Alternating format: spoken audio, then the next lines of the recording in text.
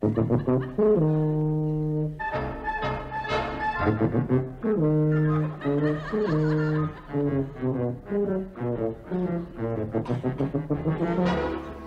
present Tony Hancock, Sid James, Bill Kerr, Hattie Jacques, and Kenneth Williams in Hancock's Half Hour.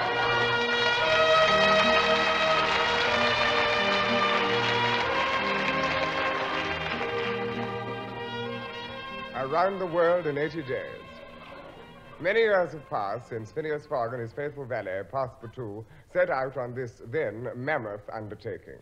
It was the result of a wager made in a London club. Such clubs are still in existence, and probably the most famous of these is the Athenaeum Club, Cheam. Every night in the dignified surroundings of this exclusive club, the bankers, the financiers, the businessmen of Cheam find relaxation from the cares and troubles of the world of commerce. As they recline in their deep red leather armchairs, perusing copies of last year's Times, silent waiters pad across the heavy-piled carpets, carrying vintage brandies and crusted ports. The air is heavy with 100 years of tradition and the aromatic fumes of rich cigar smoke. The gentlemen of East Cheam are relaxing. God, stone me, Sid. Don't these cigars clog your pipes? Yeah, they don't draw very well either. Not if you don't take them out of the aluminium tube, they don't. Uncultured oaf. You have a fag. They're only little ones. No, not in here, Sid. You know the rules as well as I do. No cigarettes and only cigars over 8 inches long. Makes for a better class of member. Look at the size of this cigar. I think I'll take the holder home and keep me billiard cue in it. What about a drink, then? Yes, well, I'll have to order. Guests aren't allowed to buy drinks, only members. I don't know how they let you join a classy mob like this. I thought it was exclusive. Believe me, it was easier me getting in as a member than it was getting you in as a guest. They don't generally let people in here wearing check suits and satchels. What about this drink, then? Certainly. Heather? Yes, sir. Oh, dear. There you are. You frightened the life out of me. I didn't realize that was you standing there. I thought it was a standard lamp. Can I get you anything, sir? Yes. A light ale for me and a large brandy for my friend. Napoleon, sir? No, of course he isn't. Sid James, the bookmaker. I was referring to the brandy, sir. Would you like Napoleon brandy? Haven't you got anything newer? I don't mind paying a bit over the odds for the fresh stuff, you know. Oh, Napoleon brandy is the finest and most expensive brandy we have. If you were a millionaire, you couldn't buy a bit of brandy, sir. There are only 12 bottles in the country. Oh, well, is that all right, Sid? Yeah, that'll do. Put some ginger beer in it, mate, will you? Come on, let's have a bit of taste in it, boy. You're not putting ginger beer in my Napoleon brandy. I shall resign in all my 60-year service. All right, Heather, all right. Don't get upset, lad. Look at you, look at you. Look. Your nose has gone white. He didn't mean it. Get the drinks. There's a good boy. He's very touchy about his booze. Good evening, old boy. Well, Lord Cheam, how nice to see you. How are you, old boy? Lord Cheam, Sid James, Lord Cheam. And I know Mr. James. Who are you? I thought you knew me. Are you a new member? No, I've been here all day. I was elected last week. Oh, yes. Thursday, wasn't it? That's right, you remember. Yes, 12 people resigned that afternoon. Still, they'll be back. Will they? But of course you are going to resign, aren't you? No, I can't resign. I've arranged to have me letters sent here. I may as well tell you we don't want your sort in this club. You don't fit in. Why don't you join a working men's club? Well, I try, but they said the same thing over there. Go on. Go on, Bertie, let him stay. Yes, but Sidney, there's no telling where it'll lead to. He's not the type. Do you play golf? No? Do you play squash? No? Do you shoot? No. Oh, the man's an idiot. Not educated. Do you ride? Well, yes, when I've got the bus fare. Otherwise, I have to walk. Oh, you said it was a mistake letting him in. Oh, well. Time for tiffin. I'll give you a couple of games at that. Oh! That is tea. Weren't you ever in India? What part? Any part. No. I once went to an Indian restaurant, though. Ah, good man, good man. What did you have? Egg and chips. Oh.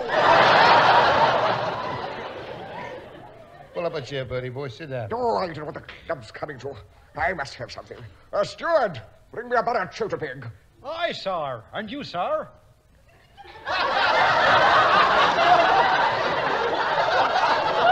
I suppose so. That's near enough.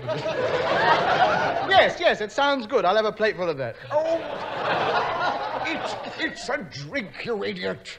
Don't you know anything, man? Calm down, Bertie. He's new here. He don't know. Yes, of course, yes. Where's the girls, then? Oh!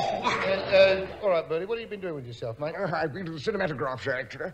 Oh, jolly good film. Round the world in 80 days. As much as that, eh? Oh, it took place 70 years ago. No aeroplanes and such.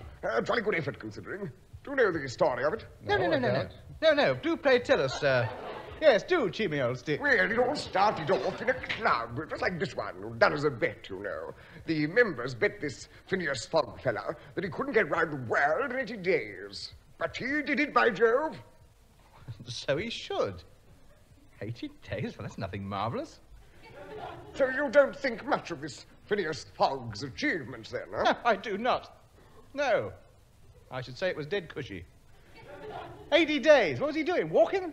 Do you realise that one can get round the world in 4.5 days now? Rubbish. It is advertised. Well, it's rubbish. I don't care. Rubbish. You'll never get round the world in 4.5 days. Oh, well, of course, you're just being silly now, aren't you? I've known you for 5 minutes, and I'm a good judge of intelligence, and I'd go further. You wouldn't get round in 80 days. But, my dear Lord Cheam, today we've got planes, fast cars, liners. I know that, but you're an idiot. I don't think you'll do it. In fact, I wouldn't be surprised if we never saw you again. I'm prepared to bet money that you couldn't do it. How much? A couple... 2 quid. Right, you're on. I meant a couple of thousand. Couple of thousand what? Pounds. I thought so, yes. All right, then, yes. I'll hold the stake money, right? Right. 500, 1,000, 1,500, 2,000. There's mine. Where's yours? 1 and 3pence. I've got another tenner here somewhere. There we are. 1 and 9, 2 and 3. An Irish penny any good to you? Oh. I'll write out the rest. There we are. I owe you £1,999.17 and 8. I'm afraid I can't accept this. The bet must be in cash. Oh, well, you must realise, Lord Cheam, I'm not in the habit of carrying cash on my person. Why not? Because I haven't got any, mate. Well, then, the bet is off. No. Hang on. I can raise the money. Just a minute. Comrades, ever since we were boys, a sharing each other's sorrow, a sharing each other's joy. Oh, come away! Up. Come away from the Thank you, window! Oh, you can't do that in the Athenaeum. Brings the club right down. Yeah, well, there's another 3pence anyway. I can't wait that long for the bet. Oh, let's forget about it. No, it'll be all right. I'll manage. I have other sources. I can't let a bet like this slip through my hands. I'll get the money. I've just remembered I've got a great-grandfather up in Leeds of a very nervous disposition. I think a good, strong paper bag popped behind him should see me all right. I'll see you at lunch.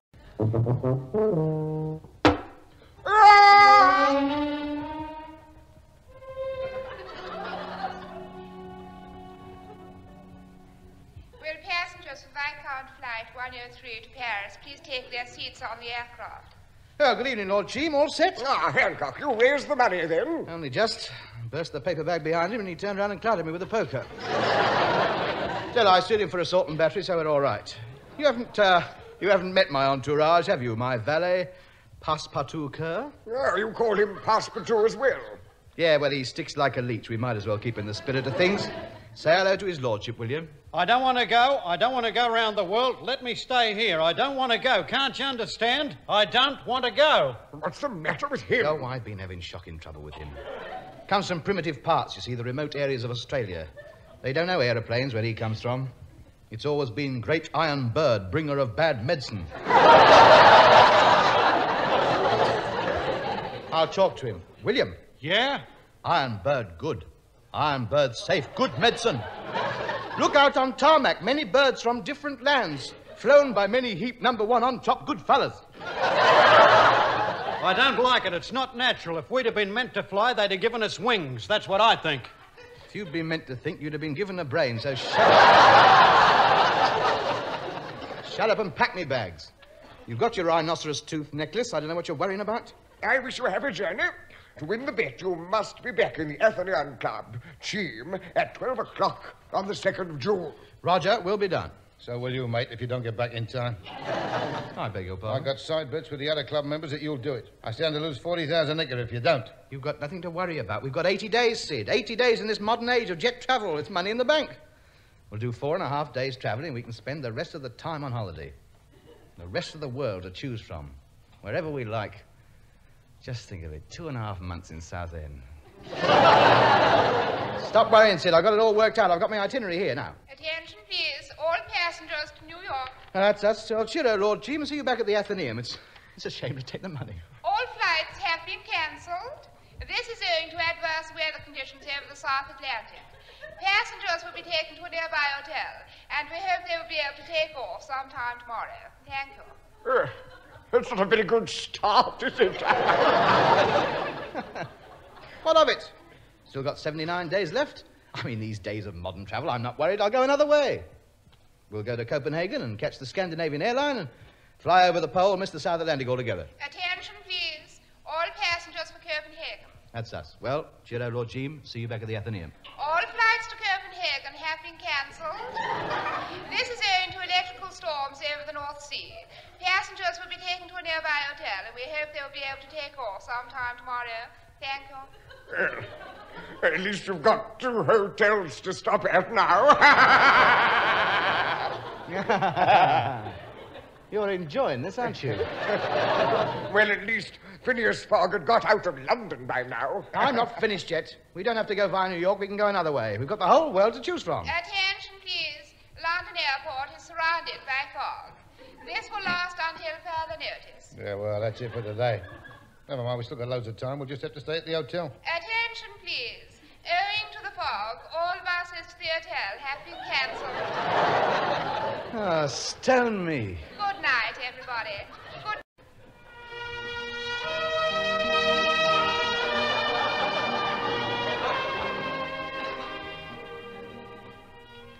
Well, your 4.5 days is up, and where are we? Huddled round a tea urn in London Airport. I'm standing to lose money here. Well, I can't help the fog. It's a freak of nature. It's nothing to do with me. It's his fault. Kerr. Sitting there flicking his rhinoceros beads, muttering, I don't want to go. What did you bring him for? It's your fault, you ratbag. No, it's not. You never wanted to go. You brought some kind of Australian voodoo spell down on us. I bet he's got his fog-making kit in there somewhere. It's nothing to do with me. How can I make fog come down? I heard you last night when you thought we were all asleep. Sitting cross-legged on the floor, rubbing butter all over yourself and chanting away there. I heard you. Leave him alone, Sid. You're a grown man. Surely you don't believe in his simple little tribal rituals. He's not doing any harm. It keeps him amused. I don't like it. It's not natural. I don't rub butter all over myself. All right, then, let's sort it out. William, were you rubbing butter all over yourself last night? Yeah. Well, why were you? Well, if we're going to fly over the Atlantic, I thought I'd better grease myself up. It keeps you afloat longer. He's a cheerful ape, isn't he? And I wasn't chanting. I was singing Wake Up Little Susie. I like singing Wake Up Little Susie. It's a nice song. How refreshingly naive. Good morning, everybody. I do hope you slept well. We've just had news from the meteorological office. There'll be no planes taking off today either. I think I may as well go home. Incidentally, we must apologize to passengers for serving margarine with the bread at breakfast today, but unfortunately, all the butter was stolen from the canteen. Thank you. See that? No planes today either. We can't hang about here any longer. Oh, what do you suggest we do, then? Catch a train to Prestwick. There's no fog up there. We'll be in New York tomorrow.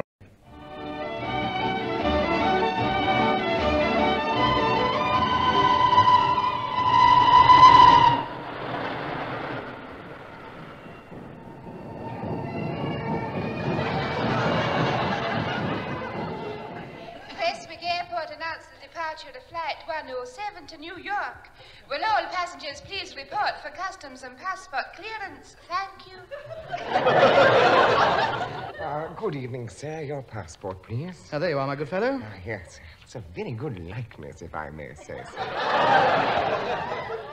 Oh. Do you think so? Oh, yes. Well, it's beautifully done. It's so unusual on passports. Well, of course, I'm very photogenic, really, you know. I've got a very good bone structure. You can see it deep down underneath all this lot. You can see it down there. Yes. It's been a very handsome family, we Hancocks, of course. Yes.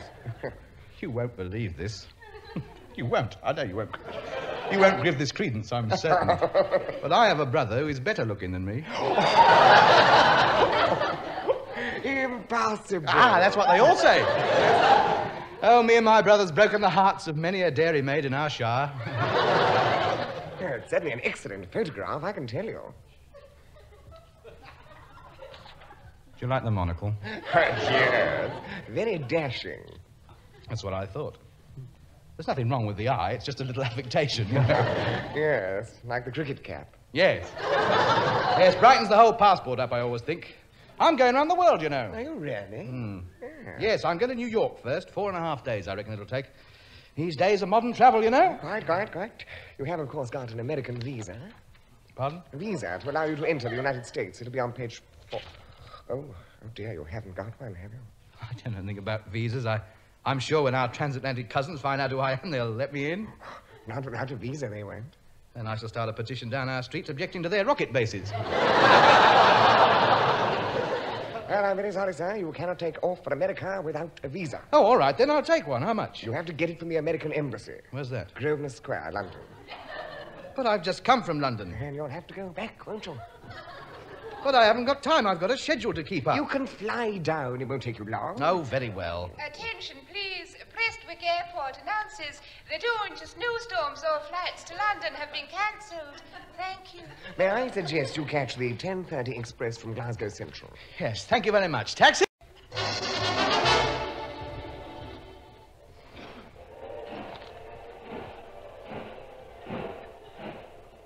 Sid, you got the tickets? Yeah, 4 sleepers to Euston. Good lad. 9.5 hours to London, nip round and get the visas. Back here, we'll be in New York by Friday. Yeah, I suppose so. I don't know what you're worrying about, Sid. We'll still have 72 days left. Now, what platform is it? Attention, please. British Railways announce that owing to snow on the line, all trains to Euston have been cancelled till further notice. Passengers may sleep on the platforms, providing their feet don't stick out over the edge. Thank you.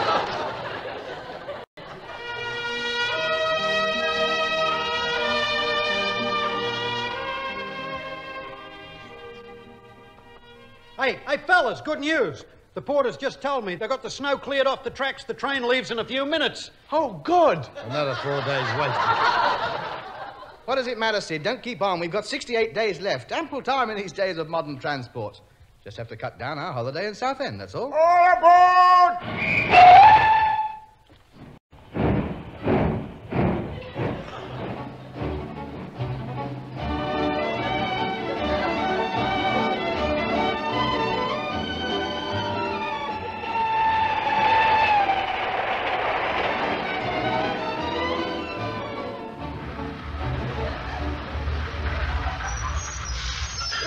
Station! Houston! Taxi! Bill, bring the luggage. Taxi! The American Embassy, please, and hurry.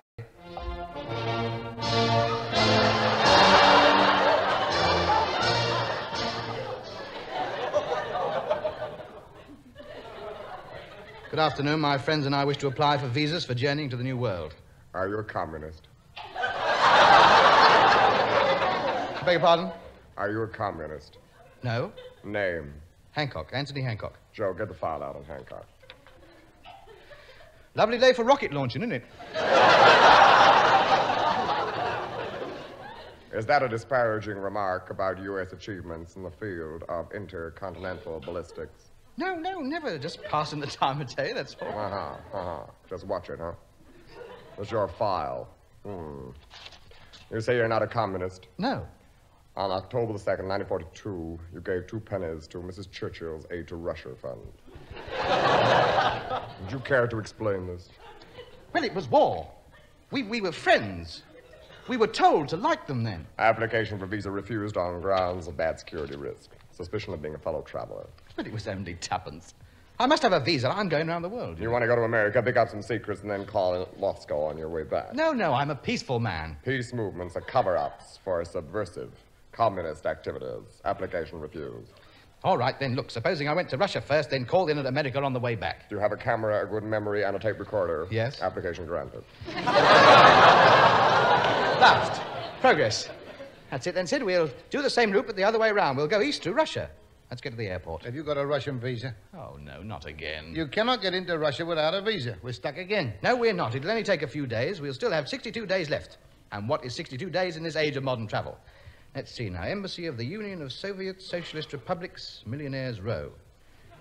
Yes. He did all right in that 2pence I gave him, didn't I? Taxi!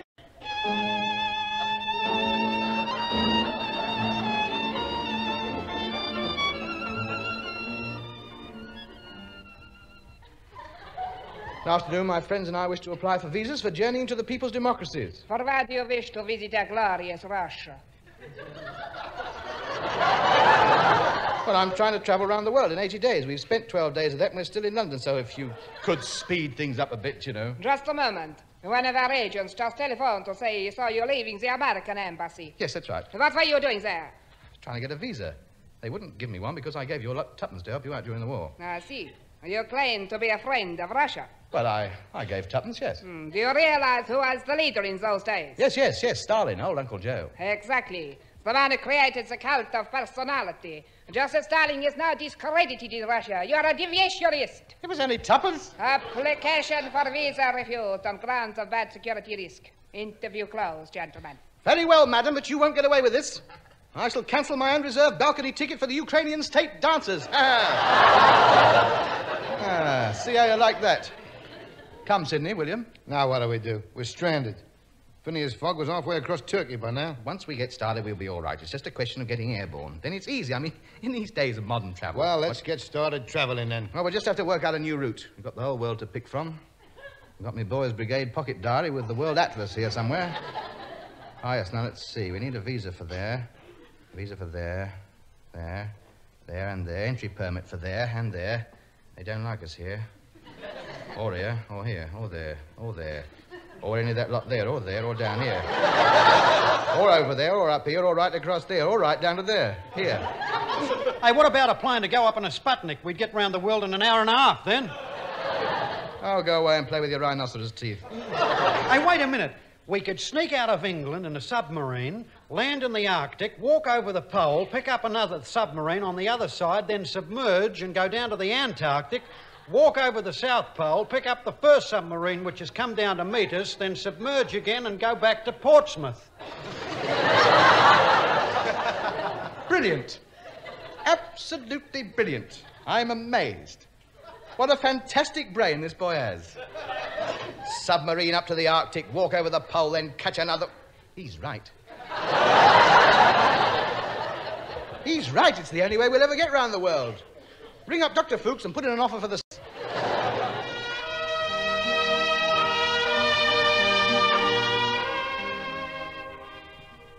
Mr. Hancock, here's an answer to your telegram to Dr. Fuchs. Oh, good. What does he say? He says you can't go to the South Pole without a visa from the Royal Geographical Society. Oh, well, that's it then. We're lost. Let's get a spade and dig our way round. Hey, Tub, good news at last. The Yanks have been on. They say they'll give us a visa after all, providing we go straight through and don't touch nothing. The Russians are giving us a visa too, so have all the others. We got permits for the countries that want them, and the ones that don't want them have agreed to make an exception in your case.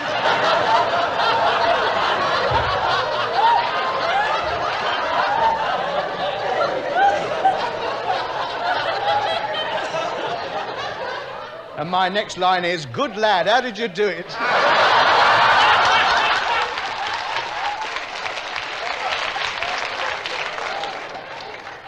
I told them we were a skiffle group going to do a cultural mission. Ah, well done, Bill. Put an advert in the Times. Anybody want to swap some sleds, some huskies, and snowshoes for a guitar, a washboard, and a tea-chest bass? I'll learn the words of Freight Train and we're off. New York, here we go.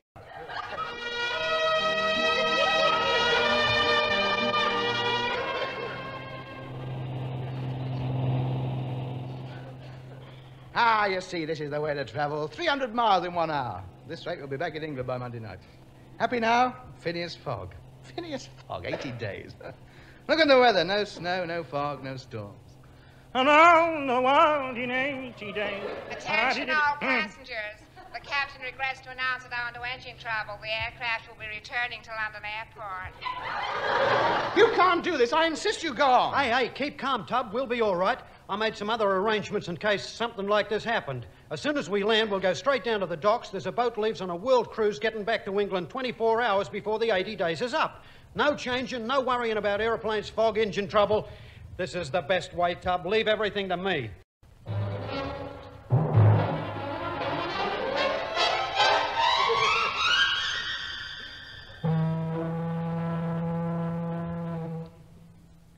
You sure this is the best way, Bill? Of course it is, Tub. This is it. Boy, Honolulu, here we come.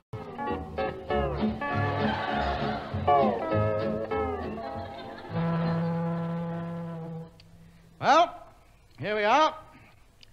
Grimsby. 78 days gone. You buffoon, Kerr. Well, I could have sworn it was the right boat. The right boat. 3 weeks out in the Dogger Bank catching herrings. We'll be lucky if we get back to the club in time, even without leaving the country. What a fiasco. Poor old Sid, he's going to lose £40,000. Where is he? He's standing on the bow of the ship with a box of herrings tied round his neck. Hello, boys. Haven't you jumped? It's no good. I can't do it. We'll just have to go back to the club and face up to it.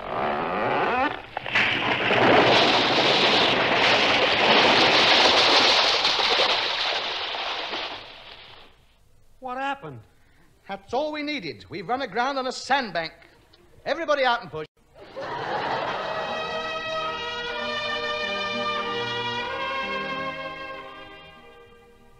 Ah, there you are, Hancock, back again, eh?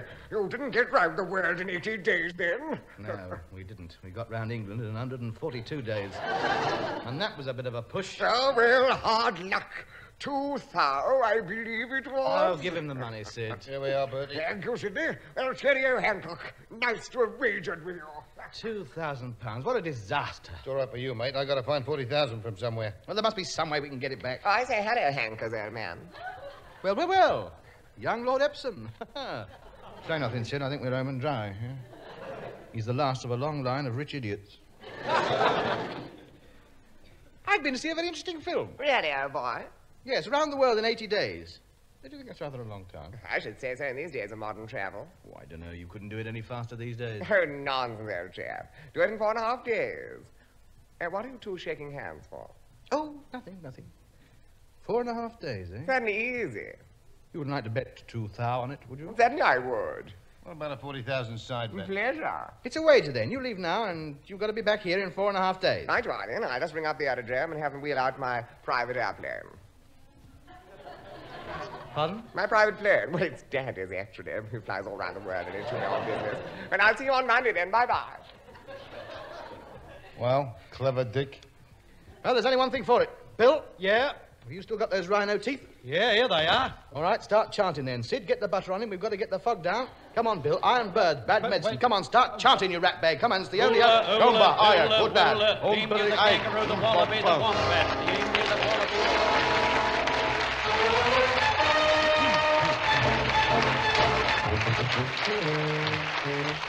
That was Hancock's Half Hour, starring Tony Hancock with Sidney James, Bill Kerr, Hattie Jacques, and Kenneth Williams.